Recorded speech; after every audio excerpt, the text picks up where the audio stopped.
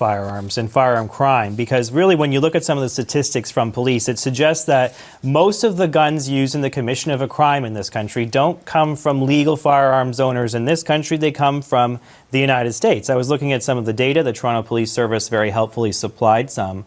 90% of the guns that they take off the streets as part of a sweep when it comes to a crime come from the United States. Illegal firearms from the Americans.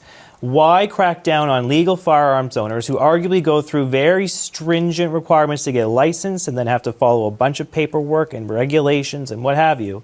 Why go after them and not pour the $742 million you've allocated for this gun buyback program into beefing up the things that are happening at the border to stop what is really the main source of crime guns in this country?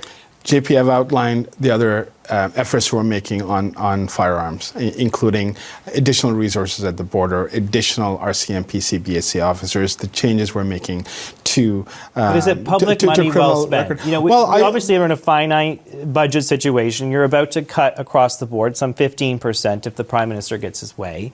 $742 million that is going to be spent on this buyback program. Couldn't you deploy that to other areas, including cracking down on where the guns are actually coming from, where these crime guns are sourced, the United States? Like, I think in this era where money is tight, does it make sense to expend this sort of money and police people who are not largely responsible for the gun crimes that